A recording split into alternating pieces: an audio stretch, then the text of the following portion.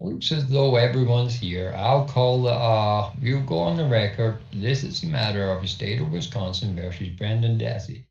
It's a Manitowoc County case 06CF88. Appearances. Yes, good morning, Your Honor.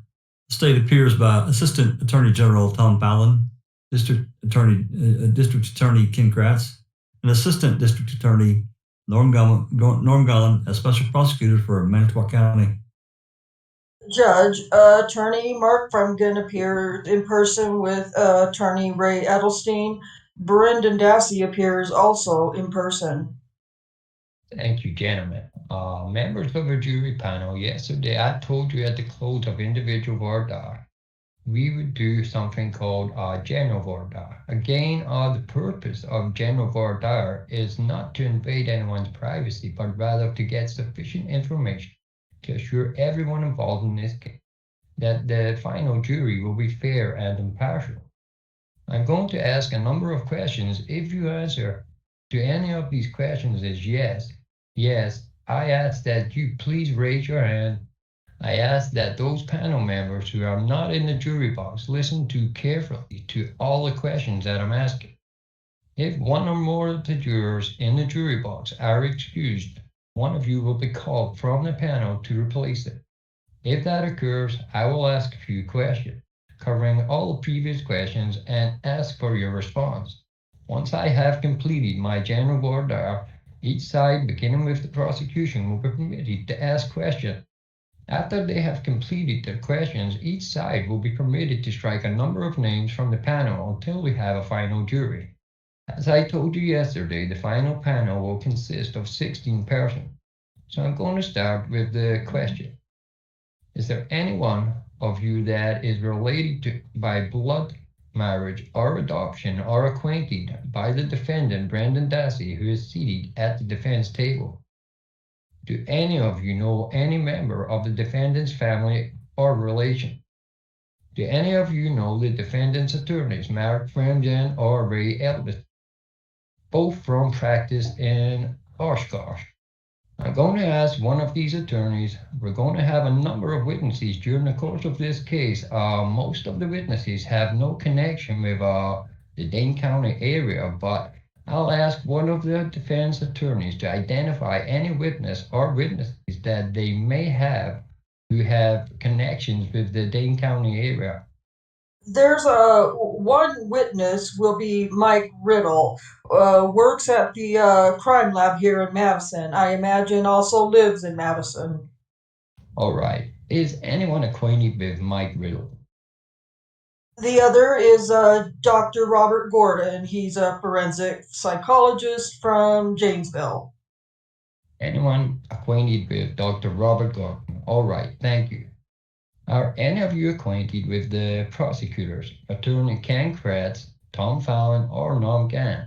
Mr. KRATZ is the District Attorney of Calumet County. Mr. FALLON, to give this little context, is with the Department of Justice, and Mr. Glen is an Assistant District Attorney in Milwaukee County. Anyone acquainted? Judge. With them. There may be a number of witnesses from the Dane County area that testify for the prosecution. I ask one of the prosecutors to identify those witnesses. Thank you, Judge. Morning. The first four names are special agents for the Wisconsin Department of Justice. They're not based in Madison, but they come to Madison frequently. They are Tom Fassbender, Kim Skorlinski, Tom Sturdivant, Ron Pivito. Other witnesses with Madison connections and are Charee Culhane from Wisconsin Crime Lab, a DNA analyst, Dr. Leslie Eisenberg, a forensic anthropologist, who also worked for the State Historical Society, Dr. John Ertl from the Crime Lab, Bill Newhouse from the Crime Lab here, Kenneth Olson from the Crime Lab, Dr. Don Simley, a forensic dentist based here in Madison, Mr. Nick Starkey, also from the Crime Lab. I also believe counsel may already have mentioned Mike Riddle, the fingerprint analyst from the Crime Lab. Thank you. Are any of you acquainted with any of these persons? Have any of you had any interest in this case or its outcome? Are there any among you who is a member of any police department, sheriff's department, or other law enforcement agency? Is there any member of your immediate family or relation who's employed in law enforcement related capacity? All right, I'm going to start over here with Miss Heyman, where, if I recall correctly, your husband is a police officer. Yes. And I think we touched upon this in individual Voir Dire yesterday. Does that, in your own mind, mean that you would favor the side that reflected law enforcement value? No. That you would be able to hear the evidence and decide fairly and impartially based on what you've heard in court? Yes. There was another hand that went up. You are Miss Garsk? Correct. And who is in law enforcement? My brother. Is he local law enforcement agent? No. Where is he located? Arkansas. Does the fact that you have a family member or a brother involved in law enforcement affect the way you look at this case? No. You believe that you can decide this case fairly and impartially based on the evidence that is brought to court? Yes. All right. We have more hands up here. I'll go on Mr. Dewson. Yeah, I have an uncle who's a chief of police in Woodruff, Wisconsin. Your uncle is the chief of police in Woodruff, is that correct? Yes. Does that affect the way you look at this case? No. Can you consider the evidence and decide fairly and impartially based on that evidence? Yes. All right. I think there was an additional hand. Miss Foss? My cousin is a police officer in Lake City, Minnesota. The fact that you have a family member or relative involved in police work, does that affect the way you look at a case like this? No. Can you base any decision you make on the evidence and only on the evidence that you see in court? Yes. Anyone else? Miss Blankenship. My father was a police officer And where was he a police officer? in Dane County. Does that affect the way you look at this case? No. Can you base any decision you make on the evidence that is brought to court? Yes. And render a fair and impartial judgment? Yes. Anyone else? I'm going to address the courtroom. Are you hearing the answers? Yeah. Okay, there's a mic apparently. That can be used to be passed. I've been able to so far I've been able to hear them okay. Okay, there's a mic that can be used to be passed around the jury members, and if someone's having difficulty hearing. Right. I was going to suggest maybe that should be made available, because I'm certainly going to invite jurors to talk during the voir dire, and I'm pretty sure counsel is likewise. So if the jurors want to hear each other's responses, maybe it would be good to... Okay. Who's in charge of what? While we're getting to the mic, I'll ask the next question. Is there any among you who believe that a person is likely to be guilty simply because that person has been charged with a crime? Under our laws, the state has the burden of proving guilt in a criminal proceeding. No defendant is required to prove his or her innocence. A defendant may testify in a criminal trial, but our laws also provide that a defendant need not testify. Is there anyone among you who cannot or will not accept these requirements of our legal system? Is there anyone among you who would impute guilt to this defendant simply because he did not take the witness stand and testify?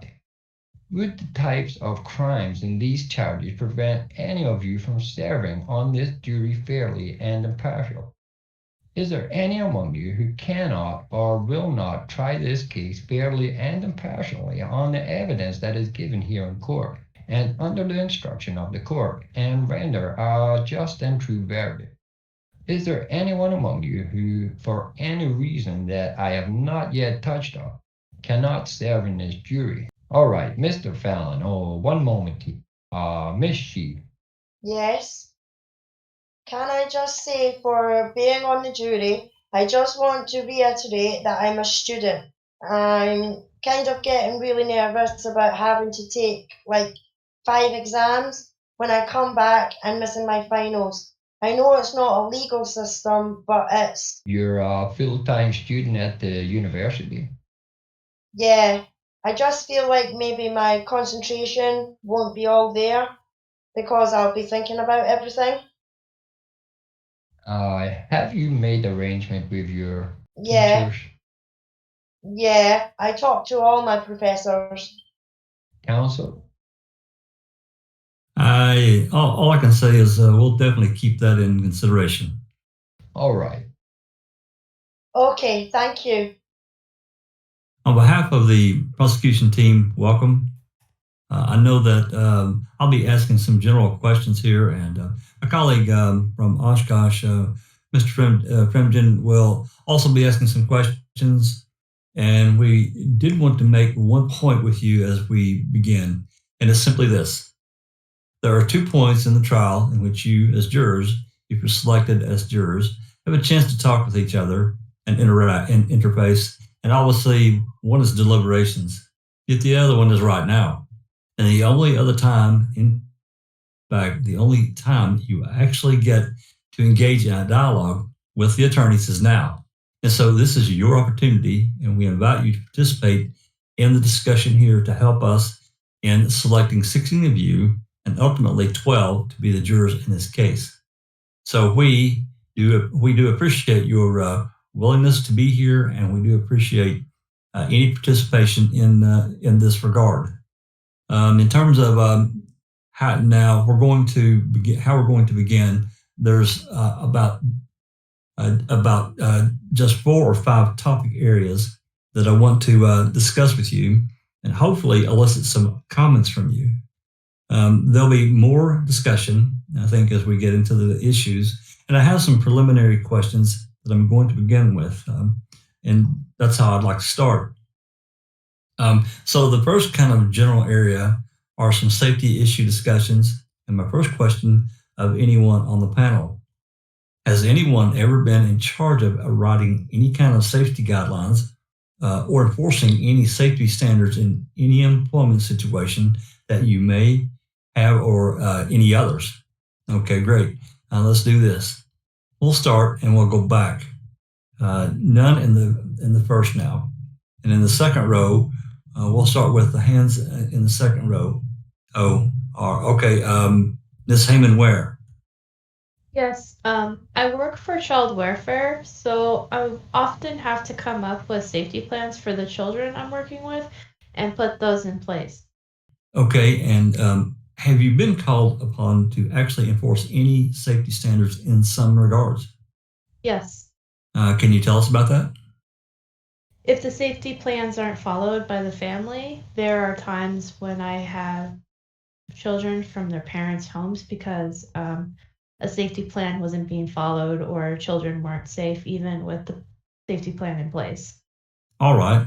So in other words, if the plans aren't followed, then there are consequences for not following those plans. Yes. Okay. I think there was right there. That would be Anderson, hi. Ms. Anderson. I work for a daycare. I watch 12, 4, and 5-year-olds, and I'm responsible for their safety.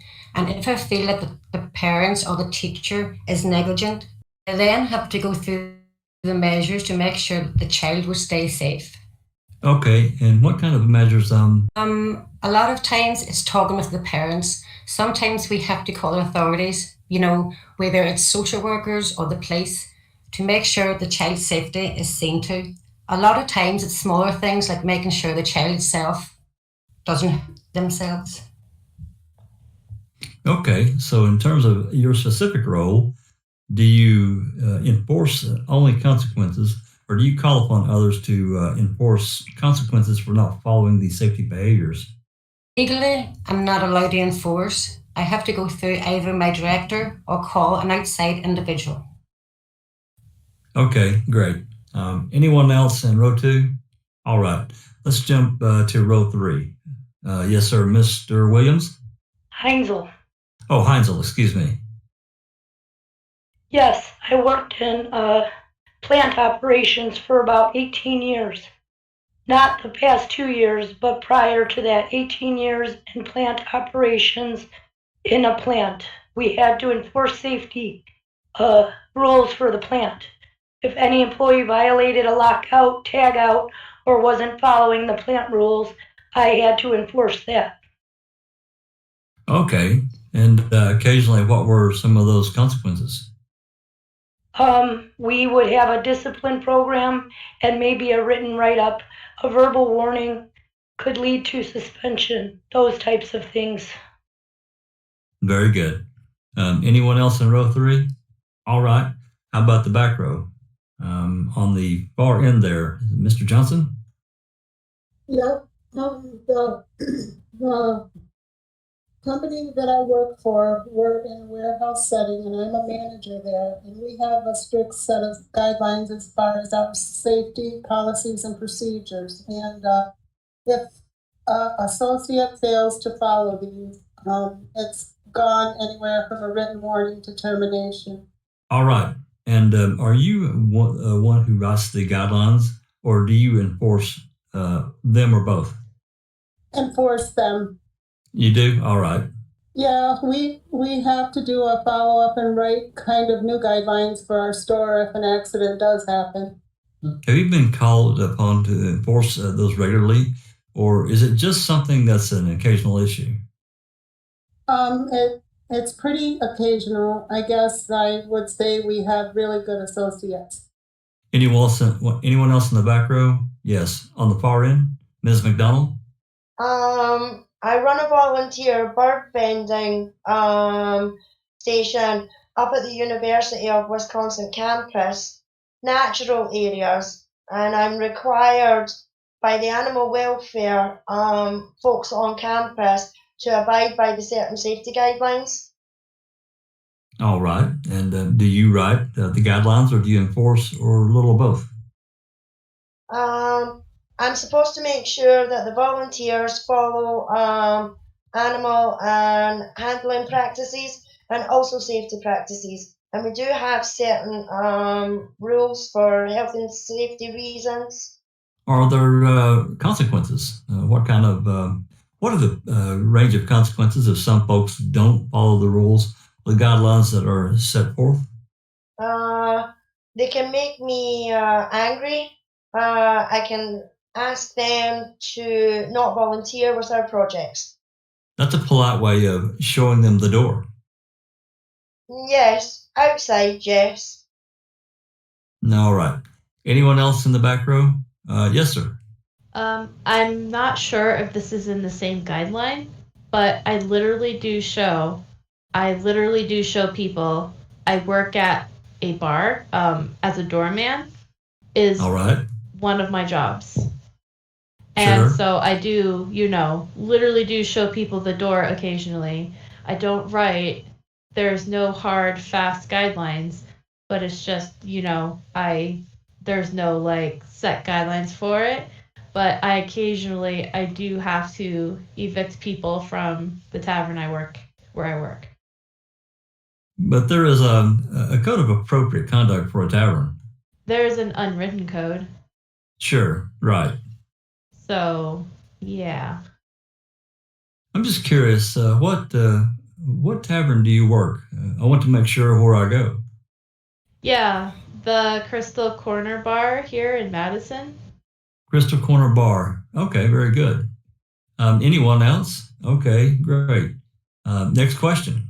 How many on the panel own a firearm or of some sort, whether it's a hunting rifle or a handgun or anything like that?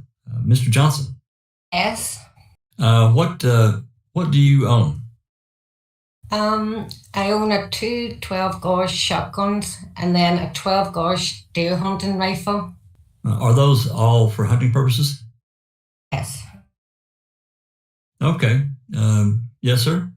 I also own 2 shotguns and a 30-06 rifle, all That's for hunting. That's Mr. Drewson. Okay.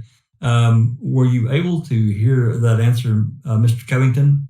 No, I didn't. Okay. Sure.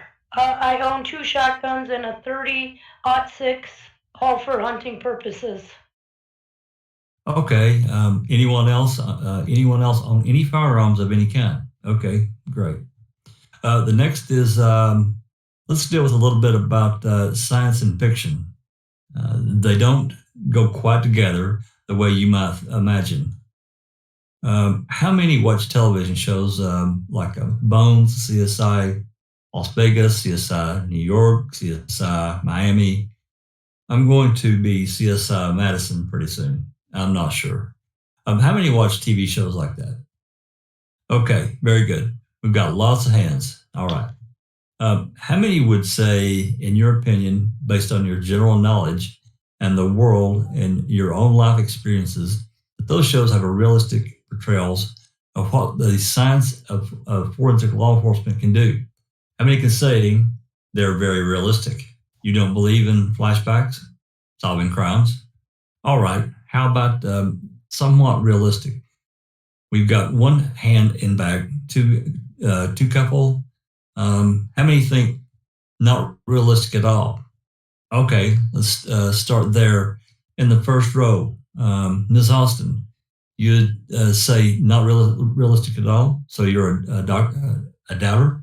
It just seems like, I'm sorry, I just don't think they're realistic in how, I mean, by chance they come across evidence or by chance they come across, something that it just is so far out there. Okay. Just doesn't seem real. Any particular example jump in your head at all?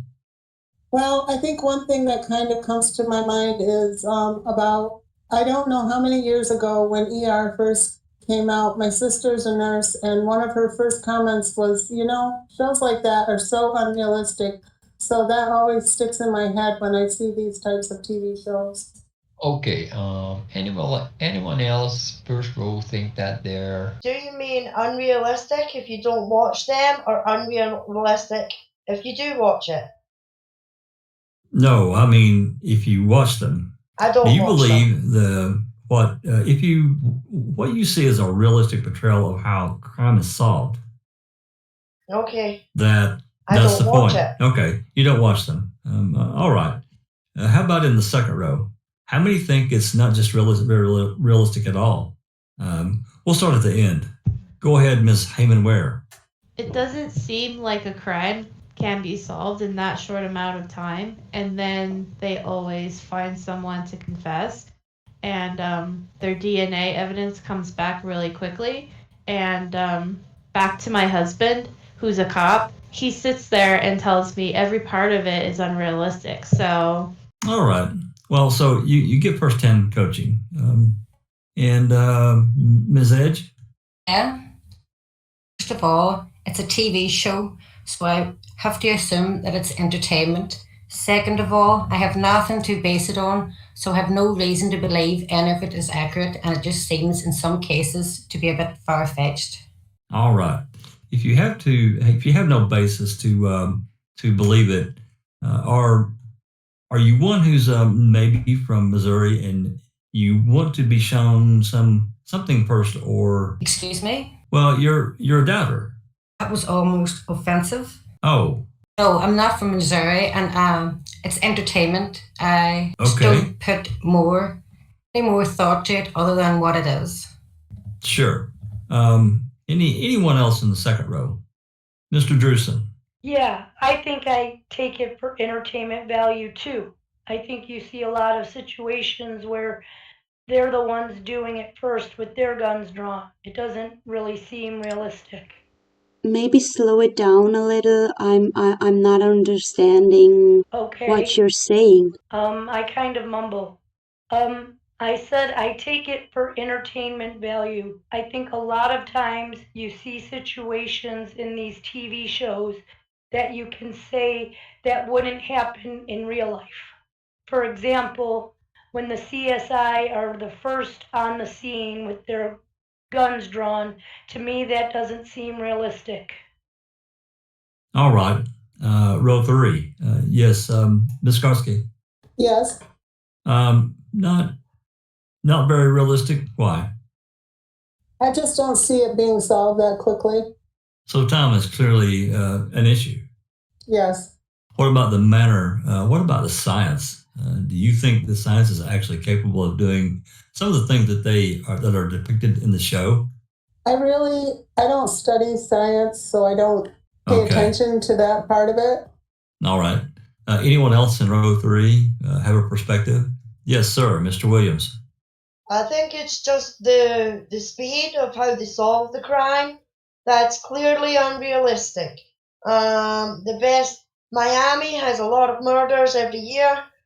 Apparently, this one CIS group can solve them all in 35 minutes. Okay.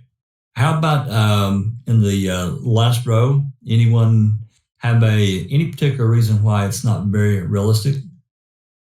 All right. Having heard that, we did have some that thought, and it was somewhat realistic. So for those who did think it was somewhat realistic, how about a reason why? Who or how many thinks it might be somewhat realistic? In the back. Sure. Ms. McDonald. I have a little experience in genetics, and other than finding it unrealistic that they have all the state-of-the-art equipment, for doing the forensics, it seems that some of the techniques that are using are real. All right, fair enough. Did I see someone shaking their head there? I agree with that. Mr. Hughes? Yeah. All right. Anyone else have a comment? Right here in row, Ms. McGuire. I'm a nurse by background, so the science makes sense to me. Sure. Mr. Fallon, could you identify her again, please? Yeah, that's Ms. McGuire.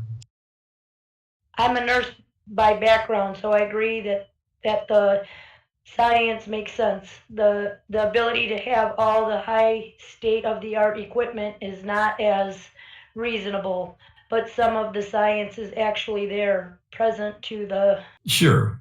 And that leads me to my next question.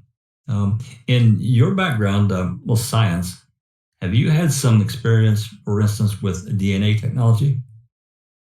Not personally, no. But, okay. Obviously you get science and DNA background in your schooling. Sure.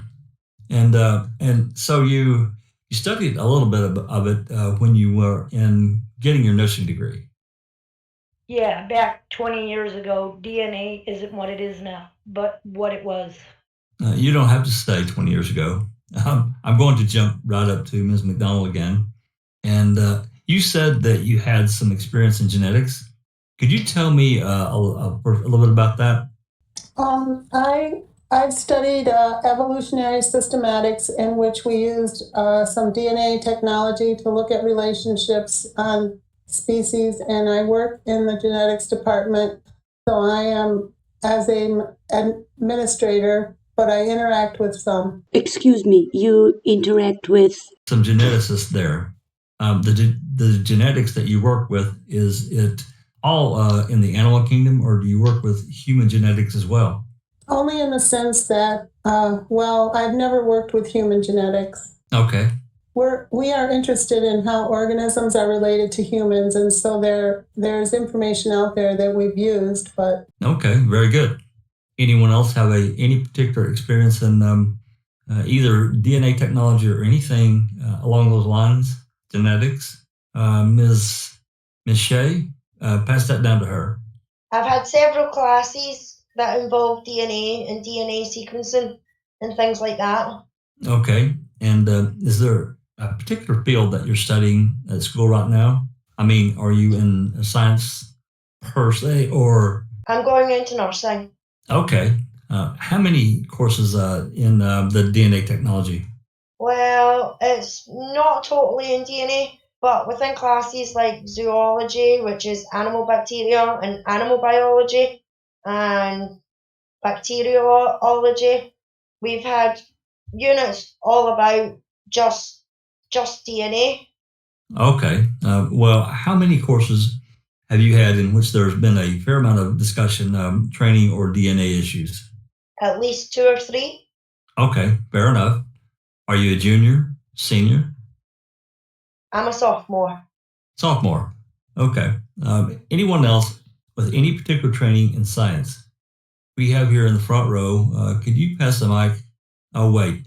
We got one in the back row. Might as well start up there. Mr. Oakes. Well, my undergraduate degree is molecular biology from the UW here. All right. So. All right. That was also like 20 years ago. Did you practice in the field at all? Are you employed in that area? Briefly, I worked for Beccachu Dickinson Microbiology Systems here town. Okay. What that kind of work? I'm not familiar with that outfit.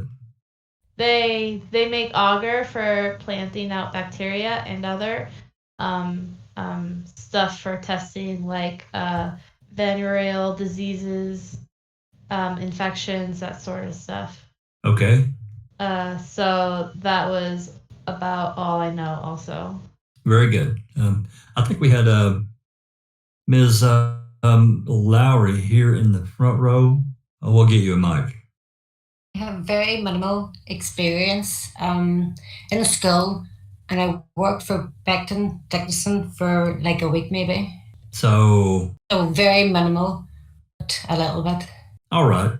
Do you just had a smattering of it? Mm-hmm. Okay. Very good. In the row 3, is that Ms. Harris? I'm also a nurse, so I've had limited experience. So you... Yeah. And now I work with children with profound... I'm sorry, I didn't understand.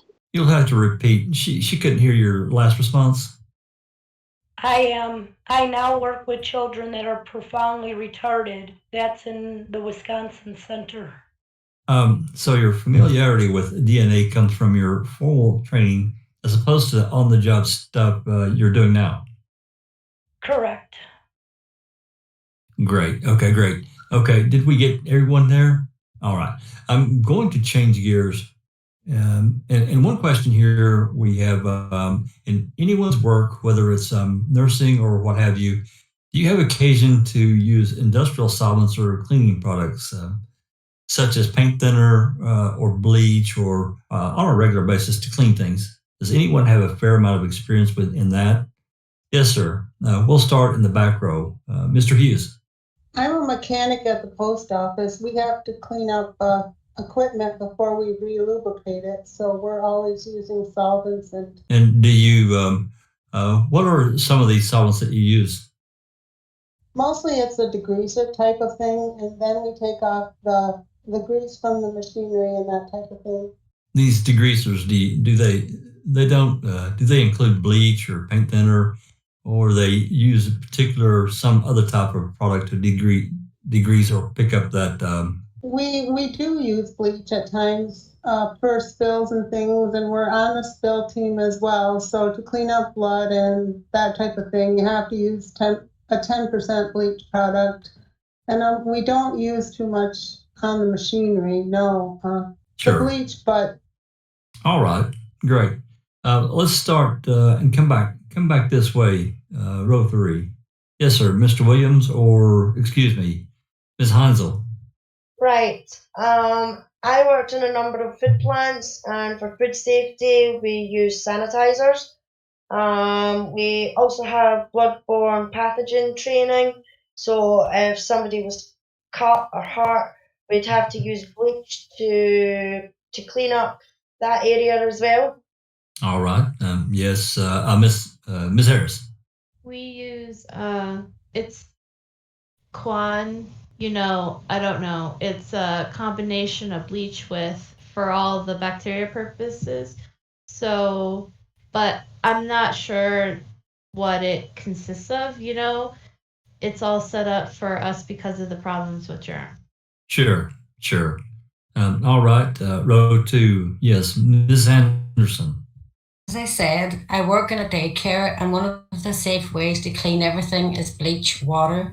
So with every room has it locked up in a case, and that's what you use at the end of the day to clean everything, to sanitize for the next day. Very good. And right on the end there, Mr. Covington. I work at Oscar Mayer Food Corporation in Kraft, and we use lots of type of bleach. One of them we use BK. It's a bleach, but it's stronger than bleach, and it involves cleaning of steel. We use AC 300, and it's very strong. I'm sorry, AC. And then we use a sanitizer. Wait, sir. She's having a little hard time now. Just slow down for her. She can't keep up with you. I just don't understand. I don't understand what he's saying. When we sanitizing something, we use a swisher, and we just spray it on there, and that kills all the bacteria. All right. Okay. And we use Enforce. We can't mix BK. I'm sorry. With Enforce? I don't. That's for sure. We're not hearing it here. Just a moment, please. He had said AC 300 at one point, and that was one of the things that I think you missed. But the last thing you didn't hear. No. So could we go over that, please, so we can get a record?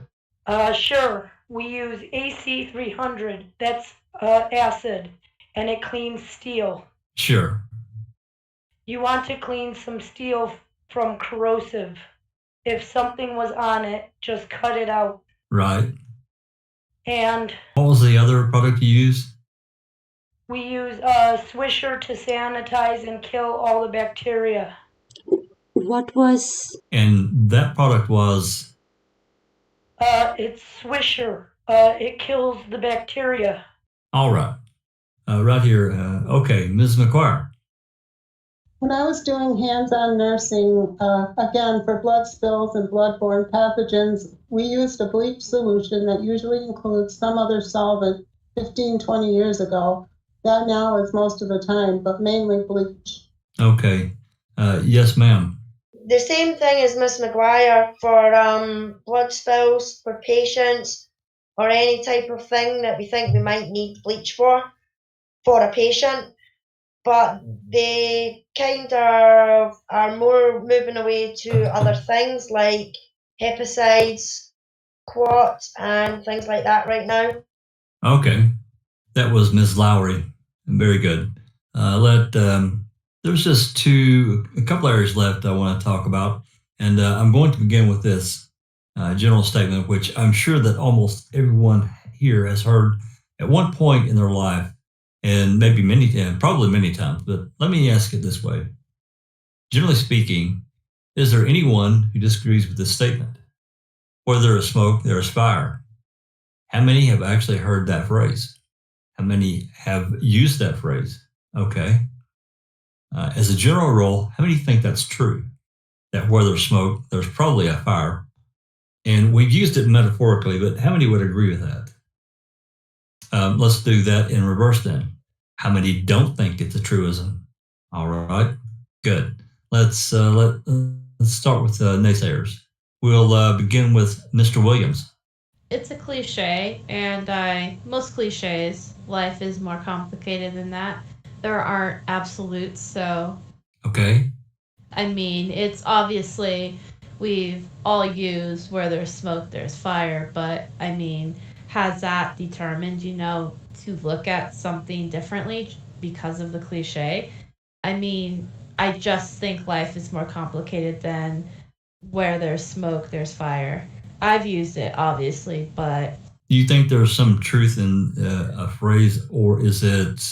Well, like all cliches, there's some truth. There wouldn't be cliches if there weren't somewhat truthful.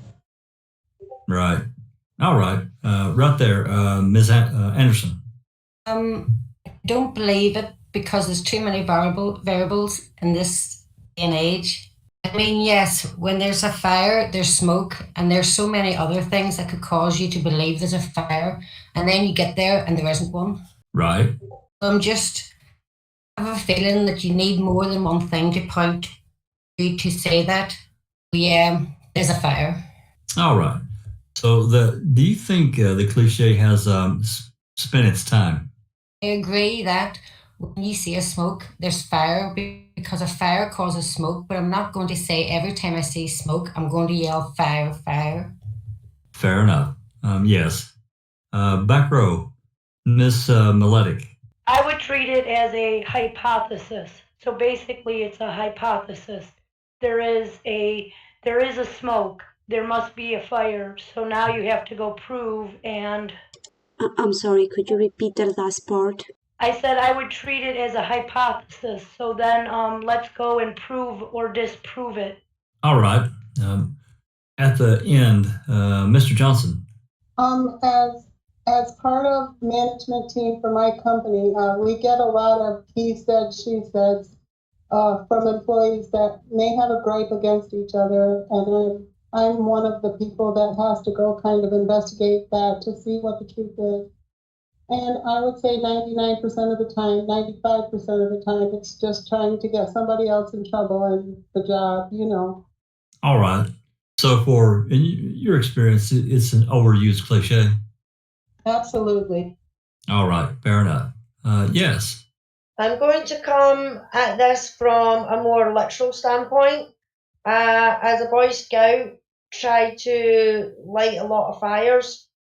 On more than one occasion, there was smoke and no fire. All right. I use that as an introduction to this concept, because this, as you may have surmised, is likely to be somewhat of an issue in the case. So let's talk a little bit about this.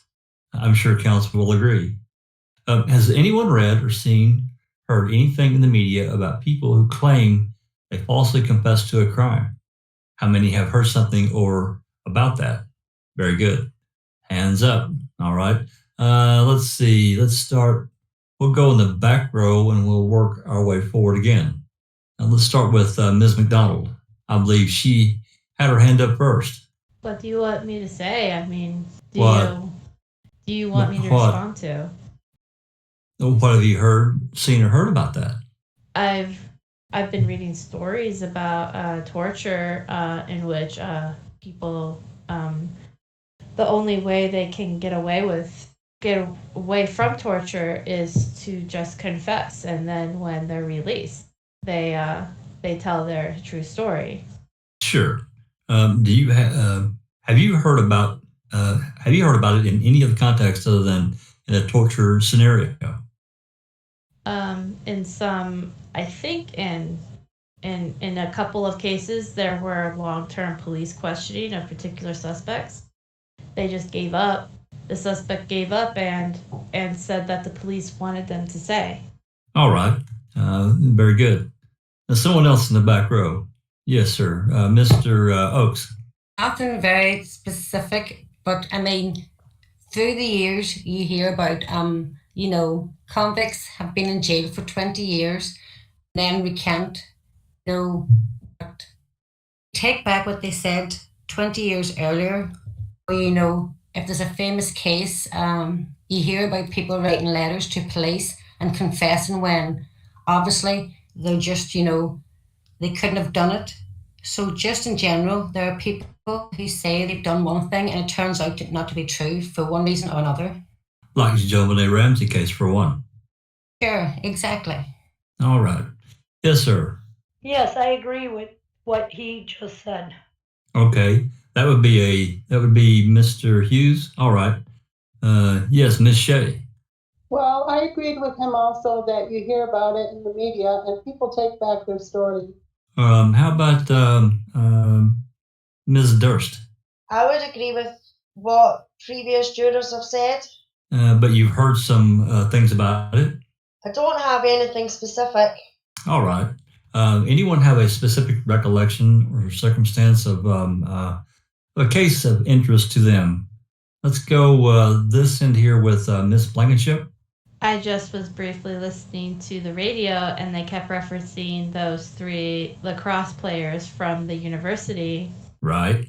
And that story apparently fell through, and they've all been acquitted now. Right.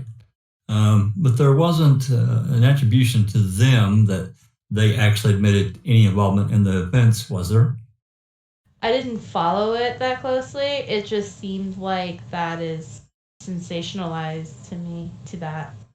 Sure. Yeah, right. Ms. McGuire. In addition to some of the cases brought forward, one of the ones recently here would have been more of somebody accusing of a crime that didn't occur, and she confessed that it was fake, the Audrey Sealer case. All right. Audrey Sealer. Sure. All right. Right next door here to Ms. Lowry. The one that I remember, and I'm not really even sure of all the details, was all of those people in Illinois. They were letting go a couple of years ago, even maybe. I don't know even how long ago. They were letting go because they said they were having false confessions, and now they were doing something down there too. I guess maybe tapping or videotaping confessions now. Uh-huh. But I'm not even sure what. The circumstances? Yeah. Right. I just kind of heard about it. Sure. Okay. Well, let's go to the next question that would logically bring, and that is, well, how likely is it? Let's use that as a phrase. How likely is it that a person would claim they had an active role in the commission of a crime and later claim they did not? I mean, is that, in your experience, a common occurrence or an uncommon occurrence? How many think that would be a common occurrence? Anybody? How about uncommon? Okay, fair enough. What would some of the reasons be in your mind for someone to first claim involvement in the commission of a serious crime and then later say, no, that wasn't right. I didn't mean it to say that. What are some of the reasons you think would motivate somebody to do that? So let's start with Mr. Hughes in the back row, in the back there. I think attention. Wait for your microphone there. They want some attention or some attention. Okay, all right. Mr. Melatish? Fear? Let's talk a little bit about that. Why? Because of fear consequences. If you don't see something, you might get in trouble. So you say it, and at that moment, maybe it's you think it's better for you to confess than not to confess or to tell the truth. I don't know. Well, what would be a greater fear in your thinking in the hypothesis you've given me? What would be the greater fear of not confessing to a very serious crime? What would be worse than confessing to a very serious crime and being subject to prosecution and ridicule? And what would be worse? What would be a greater fear? It depends. I mean, we have all heard of women that have been abused by their husbands, and husbands don't end up in jail, and the women end up with husbands at home. Or in this particular situation, I don't know if I can specifically talk about this case. I can see how fear would motivate a person to confess. Okay. Like, for example, the uncle dad was released once from jail. So the question could be, well, if he get away with this crime, if I cause anyhow fear. Okay. Yeah. All right. Anyone else have an explanation of why someone might do that? Yes, Ms. Harris. I think sometimes people get so anxious when they're in a certain setting that they'll say things that just to try to get out of that situation. Uh-huh. So a lot of it's anxiety. What would be some of the manifestations of anxiety, do you think? I think having people around that are, asking you a lot of questions and feeling that they're a lot more powerful than you are. So you become anxious. What kind of physical manifestations do you think the person would have under those circumstances if they were going to confess to committing a serious matter or offense when they really didn't? If they were, you're saying that they're being questioned and asked a lot of questions about authority figures or power figures. Would some of the manifestations of this anxiety on the person, do you think? Yeah, I think you'd have your head down and you wouldn't want to elaborate on a lot of things. But when somebody's asking you questions, you go ahead and you try to answer the questions what I think they would want to hear. All right. Anyone else? We'll go back to the back row. Ms. McDonald. This has to do with a psychology experiment that was done decades ago. In terms of social pressures too, respond to a situation, the length of a stick. Most people succumb to the social pressure of calling the stick longer or shorter than it actually was. And they actually reviewed it or viewed it as themselves from their own perspectives. Now, was that study not going to in group dynamics as opposed to an individual one-on-one, if I'm correct? It was in a group, yes. Right. One person was. And 8 people say this is really green and yes. And the one person thinks it's blue. Mm-hmm. But most of the people respond that it was green, even though they thought it was blue. It was blue. Mm-hmm. Right. But that was a group dynamic. That's several people involved as opposed to the one-on-one or one-on-two, one discussion. Right? Okay. Let's see. We did have some hands. Yes, sir, in the front now. Ms. DeBras. If you're like trying to protect someone, like you could admit something if you're trying to protect somebody, like your kid or something, like say their parent.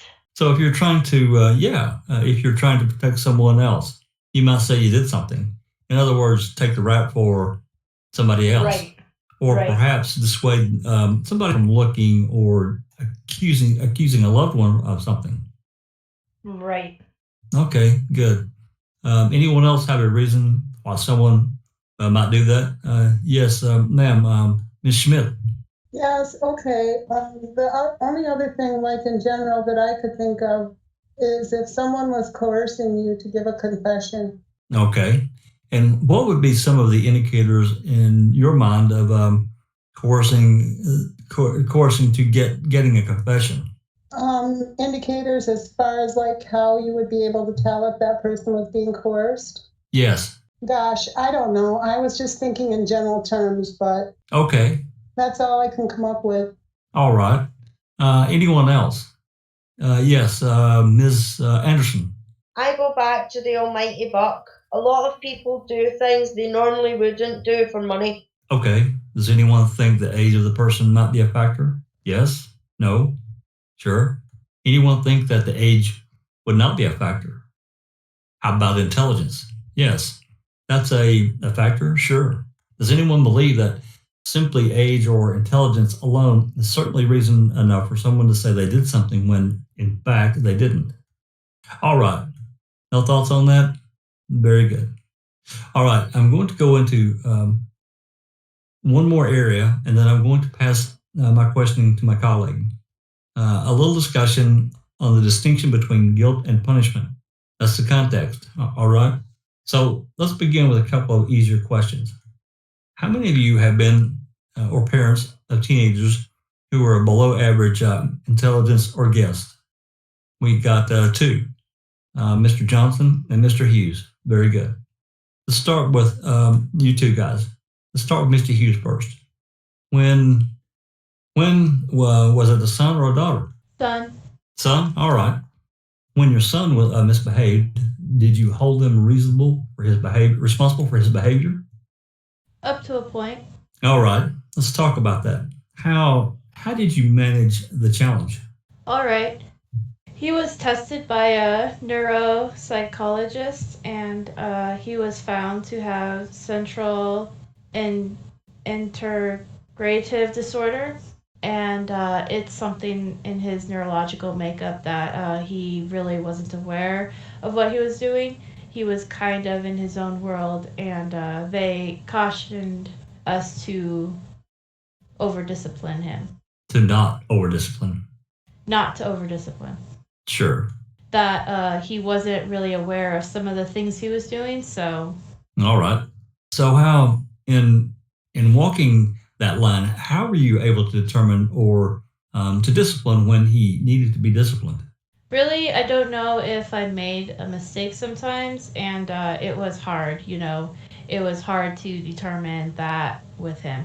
If I had known that, if he was laughing about it, and he was kind of making fun of the situation, then I would tend to discipline. If he showed no signs of humor whatsoever, and if he was doing something inappropriate, then I would have had to sit him down and really talk to him. So if it looked like to you that he really didn't appreciate at all the significance of the behavior he was engaged in, you'd go light on him and just kind of sit him down and... Yes, I'd try to talk with him, reason with him, and that was his problem. He had some reasoning. He doesn't have the deductive reasoning where he can put his ducks in a row and make sense out of things. Sure. Did he know right from wrong? Somewhat. He didn't know what he was inappropriate at times. Sure. Fair enough. Mr. Johnson. I have a 15-year-old son with the kind of more advanced case of ADHD, and you typically, which leaves him susceptible to just the kind of things on a whim because he thinks they're fun, or it could be fun without thinking consequences through the day. We do hold him accountable for all those. Okay. Unfortunately, he thinks of the consequences after he's already done whatever he does, so... Little impulse issues? Absolutely. Okay. But do you hold him accountable for his behavior? Yes. He knows right from wrong? Yes. All right. He just sometimes forgets to think about that. Right. He forgets to think about this could be wrong and before he does it. Okay. Anyone else? All right.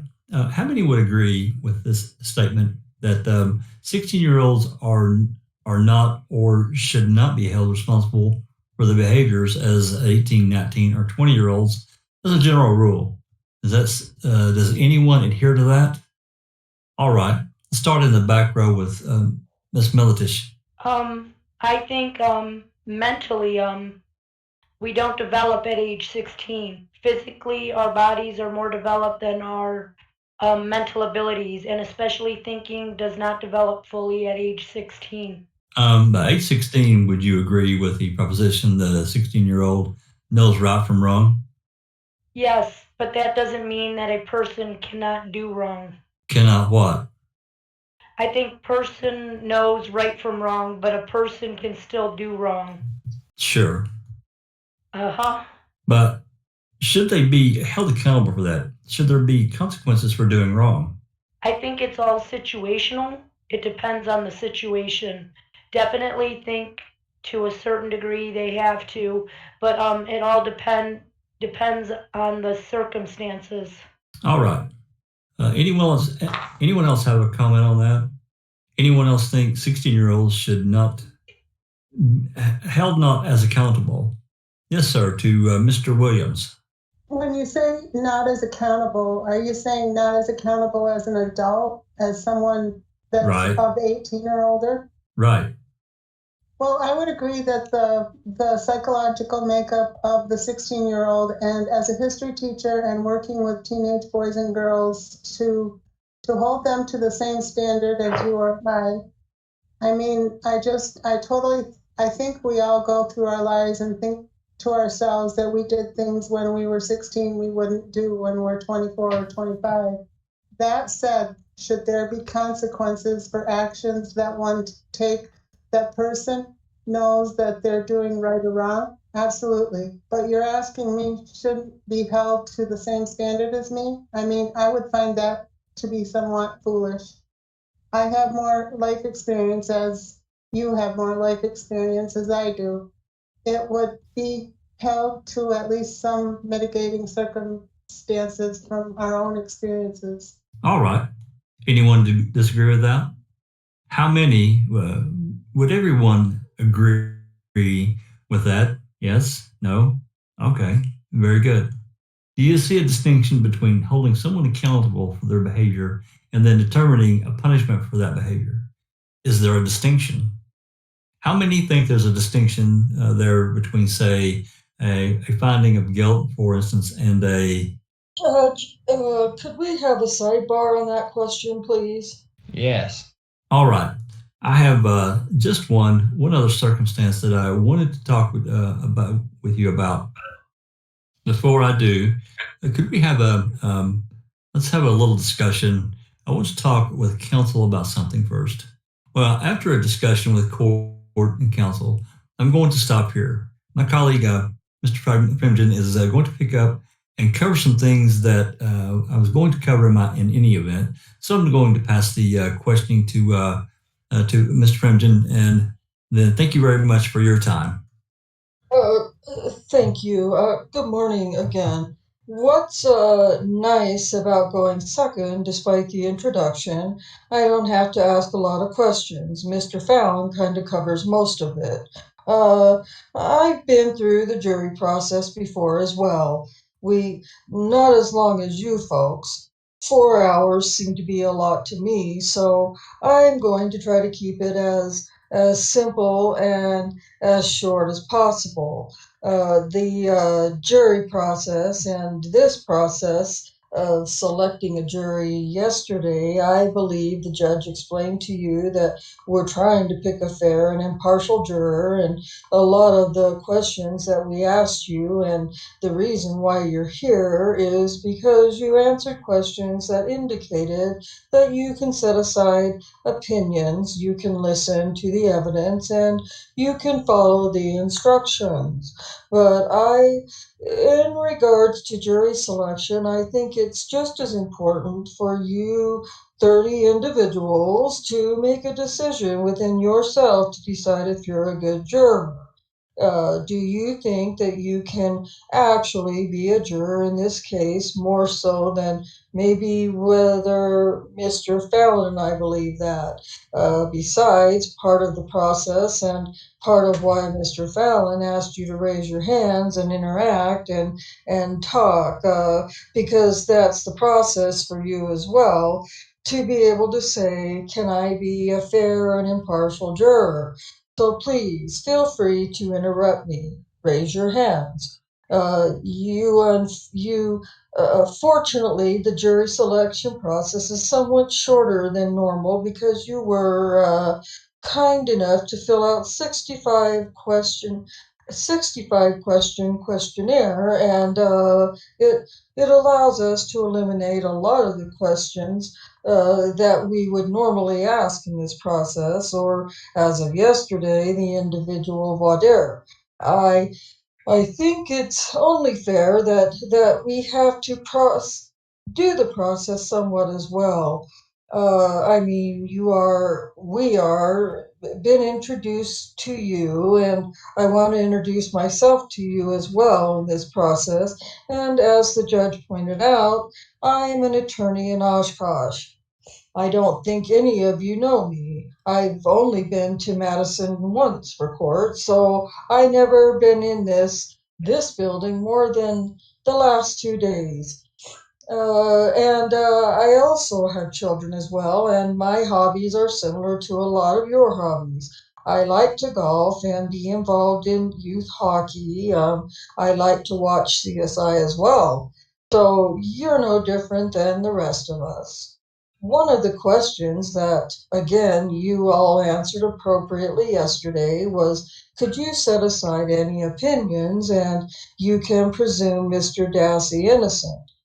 What I want to ask you in that regard is, what if Mr. Dassey chose not to testify? would that affect your opinion of his innocence right now? Would anyone feel differently about him being presumed innocent if he decided, I'm not going to talk to you folks when it comes time for the jury, for this trial?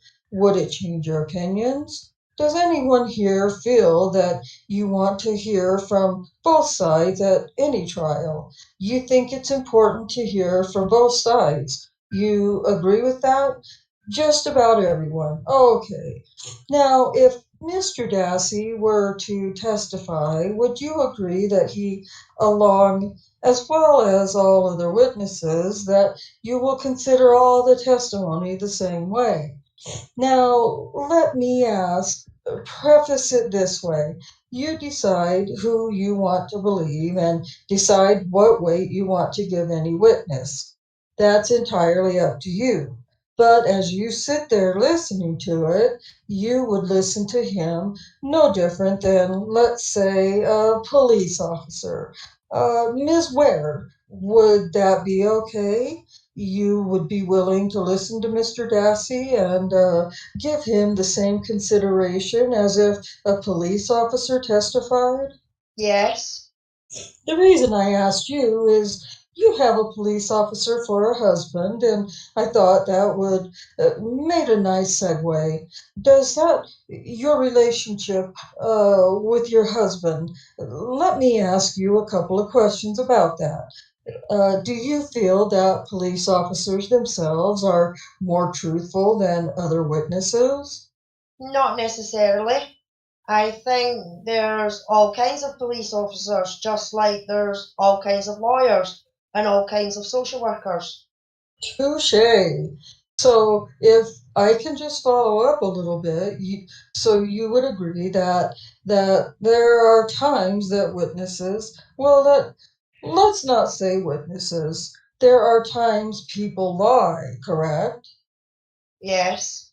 And that would be no different than a police officer. Correct. Or a lawyer. Correct. Not today, though. There, in that regard, in regards to sometimes people lie, would it also be correct? Would anyone, I guess, would you agree that there are times when people just are mistaken? Anyone agree with that? Let me ask, someone who hasn't had their hand up much, Miss Rasmussen. You raised your hand. Well, it's fairly common if you have 12 people seeing something, you're going to get 12 different stories because no one can see the same thing the same way. We all have different experiences, different filters to how we experience everything by what we've seen in our past. So if you saw something one way and another person saw it a different way, you're not necessarily lying. Right. Neither is the other person. Right. It just means that when we were focusing on different things and maybe didn't remember the part that the other person was talking about. I saw a couple of other hands right next to Miss Tedder. I think sometimes people just maybe misspeak and just made an error, but not necessarily mean to lie, but Besides not different perceptions, as Miss Rasmussen pointed out, sometimes you just misspeak. correct. And would you say that's common? Maybe for some people. Okay. When you watch TV, a lot of you yesterday, you would answer the questions that you watch TV or listen to the radio. When you hear, for instance, on TV, a news report that somebody was arrested for a crime, those reports happen rather routinely in the news. Do you think it's common reaction, or do you do you have a reaction that, well, you must have done it? Is that a knee-jerk reaction, a normal knee-jerk reaction? Does anyone agree that that can be a knee-jerk reaction at times? Mr. Hughes, you had your hand up. I think it can. I believe it can be. Okay, and let me ask you this, and picking on you, Mr. Hughes, just now because you raised your hand, sorry. Yes. And all you've heard is the 2 minute, maybe 30-second news bit. Yes. Did you have nothing else to go on as to far as whether the person may or may not have done it, correct? No. So you might be wrong, correct? Yes. But it's just it's human nature, right? Yes. Miss Miltic. Miltic? I didn't raise my hand. You were shaking your head. I saw you shaking your head. Sorry. Well, it's true. I mean, I live in this society where people are not arrested.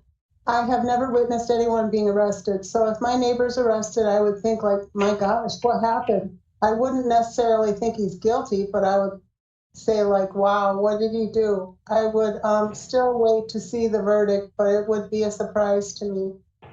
So you would, the better process would be, let's see what the actual. Oh, definitely. But I would definitely like peek through the window and see what's going on. And because that doesn't happen, not in my life. Okay, there was another hand up. Miss McDonald, same answers though? I think sometimes a knee-jerk reaction is to think, well, this person may be guilty for this reason, but I think that subsequent information may change one's mind. If you receive more information, Uh-huh. but in the newscast, you don't really get the one and never No. see it again. And it's usually on petty crimes that sort of go by the wayside. Okay. I'm sorry. Number 7, Miss Shea. You had your hand up too. I'm sorry. I guess when I see it on TV, I kind of assume that police had some reason for arresting that person, that they must be, and I don't mean I guess, that I just assume guilt, but they must have had a reason for it, so I'm trusting that's why they arrested them. Okay. Well, would you agree, though, there are times when people are arrested and Yeah, and it was wrong? yes. Okay, one of the instructions the judge will give you eventually within this trial is that at the end, when it's your time to get together and decide guilt or innocence, that you have to do it. It's called beyond a reasonable doubt, and that burden is actually on the prosecutor only. That's where yesterday we talked a lot about presumption of innocence. Do you need us to prove something to you? Well, it's the prosecutor that actually has to prove each and every element of the offense. Now, if, for instance, the state were able to convince you 2 out of 3 of the elements absolutely perfect, evidence clearly establishes that, but doesn't establish the third. Under that instruction, you'd have to say not guilty. Does anyone feel that's just unfair, and that if the state's able to truly convince you with one on 2 elements, but not on the third, that well, close enough. Do you think that that's just not Ms. Rasmussen? If by elements, are you speaking 2 or 3 charges, or 2 or 3 elements of a specific charge? Good question. As a lawyer, we tend to think everyone understands what we're talking about. Each charge, the judge will instruct you. Each charge has separate elements to the charge, and an element just simply means it's something that the state would have to prove. And my question is essentially, if the state convinces you beyond a reasonable doubt to all but one element, are you willing to find the defendant not guilty? Because the instruction is you must find him guilty on all the elements beyond a reasonable doubt.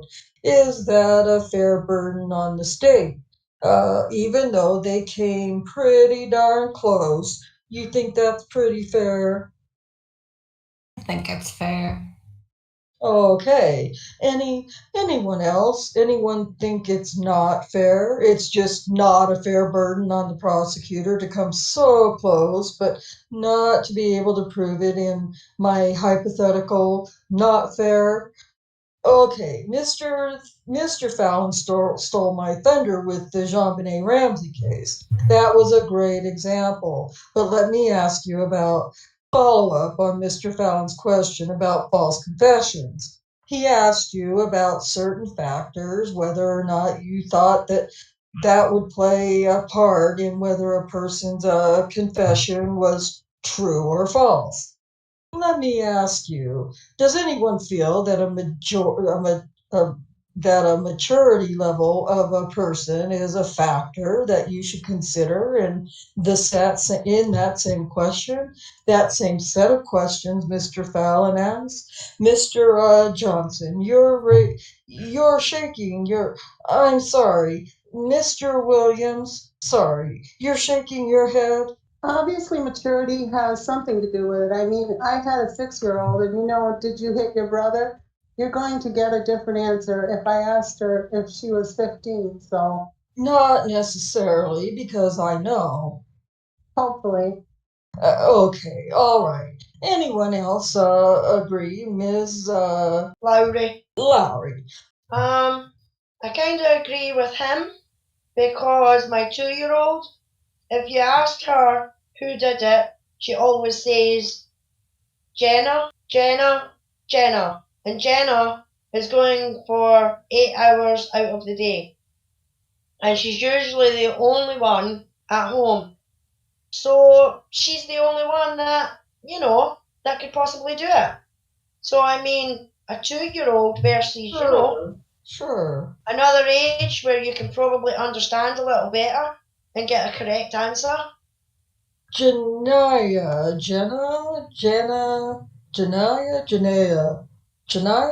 is not that naughty of a girl. Oh yeah, Janaya is the naughtiest.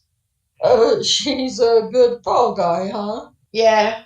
Anyone else agree that that's just generally agree? Sure. Another factor I wanted to ask you if you agree might have an impact on this topic of false confessions, and that is whether it's coming from authority. Does anyone agree that parents or principals at schools, police, might have more of an impact in questioning a person than, say, if it's a friend? All right, Miss Tedder, is that you were shaking your head yes? Yes. Do you agree that that can also be a factor? Yes, and it can be intimidating, so yeah. So intimidation can sometimes be a factor in that. Yes. Is that fairly agreeable by the group? Everyone's shake. I'm not going to call on all of you. We'll be here all day, but that's a common theme among. Okay, I just have one last question, and it's a question I've asked just about every time since a case I had 7 years ago. I won't go into that case. Does anyone have any strong dislike for attorneys that you just simply cannot sit on a jury? It came up, and I just want to make sure that, okay, well, I appreciate your answers. Thank you very much. All right. That concludes the individual voir dire, or excuse me, the general voir dire, done by the prosecutor and defense. We are going to have what we called preemptory challenges. That is, the lawyers are. I would like to take about a 5-minute break. All right, okay, we'll have let's do this. It's 10:05, 10:15. That would be great. All right.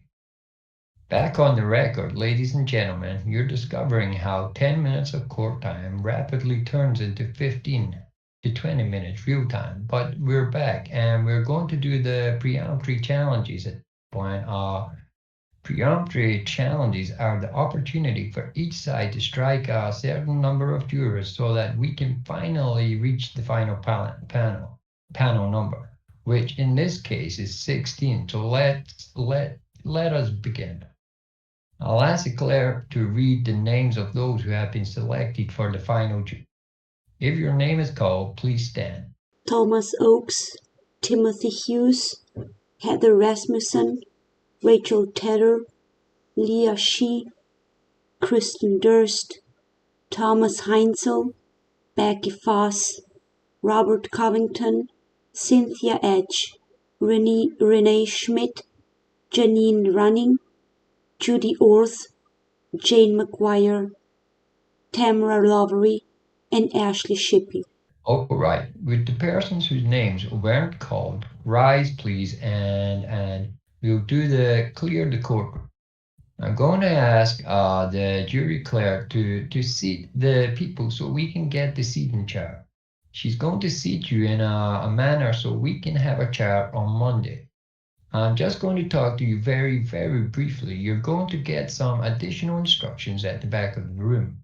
You've been selected this sequestered jury. You won't officially become sequestered until Monday morning, and when you're sworn in the Manitowoc County Courthouse.